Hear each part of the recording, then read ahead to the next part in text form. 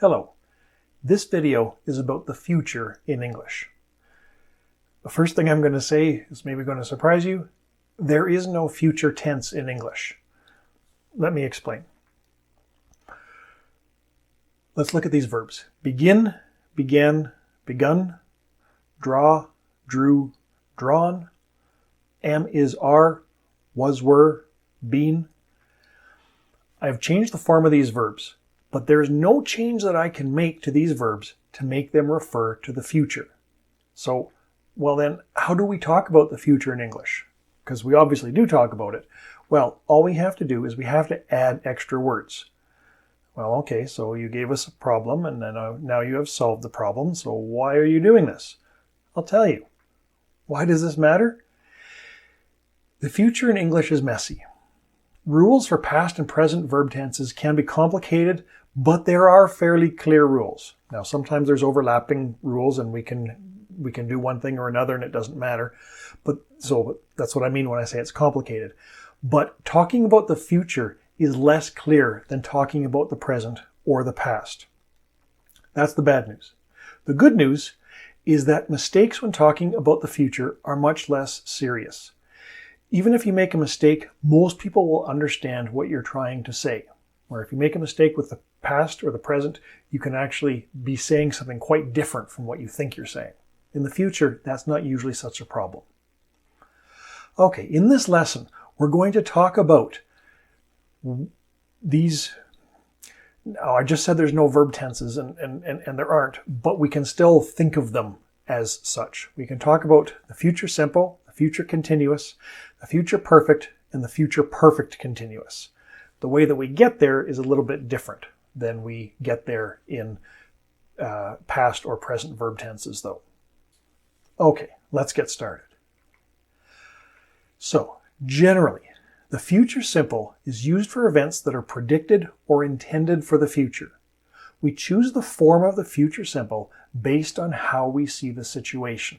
So if we see the situation one way, we use one way to talk about the future. If we see the situation differently, we can use a different way to talk about the future. We're going to look at going to, will, the present continuous, and the present simple. So to keep things straight, I've made this table for us. Now, these are guidelines. They're not absolute rules, so please remember that. Again, if we use the wrong form of the future, people will usually still understand, although it might take them a little bit of extra effort. Let's take a look. So we'll start at the top there where it says vague plans or intentions. Typically, for vague plans or intentions, we would use going to. So, for example, we're going to visit my parents. Yeah, leave me alone, okay? I know. I'm going to fix the window. Notice there I used the short form gonna instead of going to. No difference. No difference in meaning. He's going to look for a solution. When? I don't know, but just relax. It'll be fine. Okay? So vague plans or intentions. Definite plans. Now, this is the funny thing about the future is that because it hasn't happened yet, it can always change. But sometimes we make plans and they're kind of, maybe. And other times we make plans and they're much more sure. So for definite plans or more definite plans, we typically use the present continuous. Let's take a look. So for definite plans, we're visiting my parents on Sunday. So you can see here, now I don't have to add this on Sunday, but I did that in this example because it shows, well, it's not some vague idea. We have a specific plan. We're visiting my parents on Sunday. I'm fixing the window tonight. Now, could I say I'm going to fix the window tonight? Yes, that wouldn't be wrong, but typically this is what people would say. He's flying to Phoenix next week. The sentence usually includes the specific time that the plan will happen. You know what? I'm not sure I like this word usually. Maybe I should have said often instead. Like I said, the future is kind of a little bit strange. It's hard to make rules that will always be true. Think of these as guidelines. Okay, the next category is the decision at the time of speaking. So this isn't a plan, this is a decision that's made right now. Typically, we would say will. So, decision at time of speaking, I'll finish this job tomorrow. Next. Oh, I'll get the door. You weren't sitting there, wait, come back. That wasn't really the doorbell. That was the video. You weren't, let's just play pretend. You weren't sitting there waiting for the doorbell to ring. The doorbell rang and you made a decision right away. I'll get the door. I'll answer the door is what that means. Whew, are you hungry? I am. Yeah, I'll call for pizza.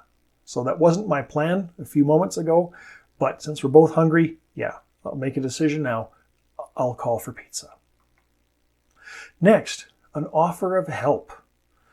We would also use will. So, I'll carry your groceries for you. We'll help find a solution. I'll open the door for you. Okay? So, I'll help you in this way. So, I'm going to carry your groceries for you. It makes it sound like this is a definite plan. The next situation we're going to look at is a promise. And we would also say will for that. I'll pay you back next week. Let's work together on this. Don't worry, it'll be fine for you. I'll do all the hard work. Now, I don't have the word promise in either of these, but we understand that a promise is being made, a commitment. I won't make that mistake again. Next, prediction based on knowledge or information or experience. For this, we would also use will. So, no. He'll get that question wrong. There's no way he's going to find the answer. Yeah, we'll be finished by 9 o'clock. Oh, this team they're playing so well. They'll win the game tonight. They'll win the game tonight for sure.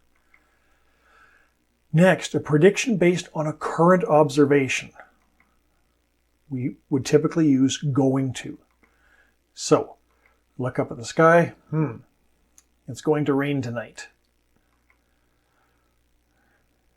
The game is almost over. We're up by a lot. We're going to win the game.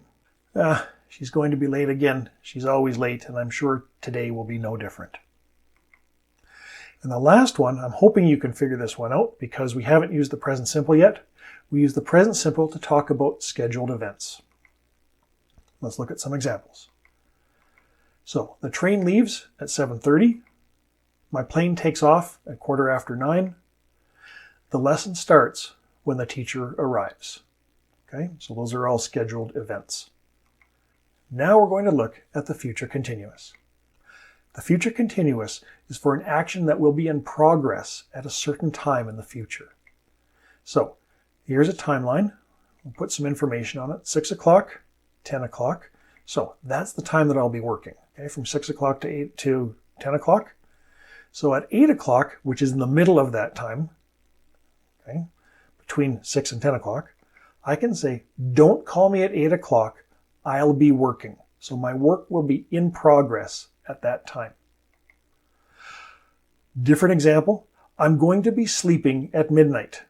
So yeah, come on, we'll stop by your place at midnight and then we'll go out. No, don't come to my place at midnight. I'll be sleeping at midnight.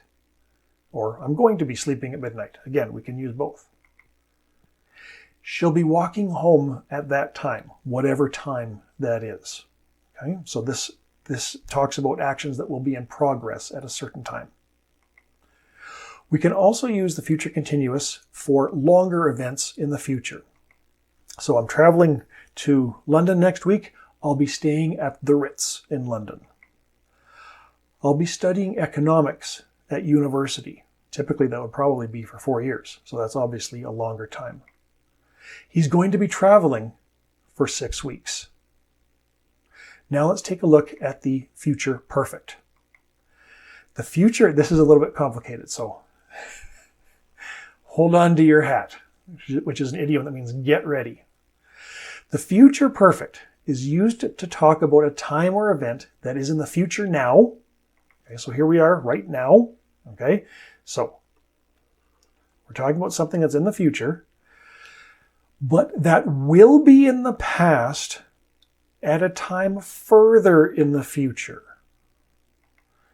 So, there's what it's in the future right now, but it will be in the past at a future time in the future. Let's see if we can't make this a little bit easier. Today is Monday. Right now, both Wednesday and Friday are in the future. Okay, so far so good. By the time Friday comes, Wednesday will be in the past, even though Wednesday is in the future right now. So if I look at this I'm looking forward in time, and I'm saying on Friday, Wednesday will be in the past. Okay? By Friday, I will have finished this project. So by Friday, it will be over. I will have finished this. Same concept, although I'm not talking about the project anymore. By then, we will have seen the movie. So by then, I will know how the movie ends, because by then, I will have seen the movie, even though I haven't seen it yet, not right now. By that time, our holiday will have ended. Future perfect continuous. You thought we were done, didn't you? Almost. The future perfect continuous is used to talk about how long something will have been happening at a certain time in the future. So there's our certain time in the future, and we're talking about how long something will have been happening. So how long this has been happening, does this have to start in the future, or can it start in the past? Well, the answer is it doesn't matter. That's not what is important here. What's important is at this time, how long will have this been happening? From there, or from all the way back there, we don't know. It doesn't matter. Let's look at some examples. By Wednesday, which is in the future right now, I will have been working for 12 days. I will have been working for 12 days in a row. Okay? So by the time this Wednesday comes, I will have been working for 12 days. By 2 a.m., he will have been sleeping for 3 hours. So obviously he went to bed at 11. By 2 a.m., 3 hours of sleeping will already be in the past. Okay, I've put some sentences here. I would like you to take a look at them, decide if they are correct or not, and then why they are correct or not. Okay, so here are the sentences. You take a look, pause the video, and I'll be back in a moment with the answers. Okay, so how do you think we did? First, here's the answers. Or well, here's whether it's right or wrong. Ugh, only one is right. Oh my goodness. Let's take a look. Number 1, she going to be late? Is going to be. We forgot the auxiliary there. Number 2, they will probably won't get married. Well, it sounds like you're saying two different things at the same time here. Will or won't, but not both. So I could say they probably won't get married. That would work. Or they will probably get married, but I can't have both. Number 3, his sister will be not happy. His sister won't be happy. Okay? Will be not? No, that's not going to work for us. Number 4, he will probably has more popcorn. This is one of the easier ones, I think. He will probably have more popcorn. Number 5, thank goodness, is correct. Whew, let's get back to work at number 6. I will going shopping tomorrow. No, we take off the going. I will go shopping tomorrow. Number 7, it going to rain. I forgot my auxiliary. It is going to rain. Number 8, they will losing the game.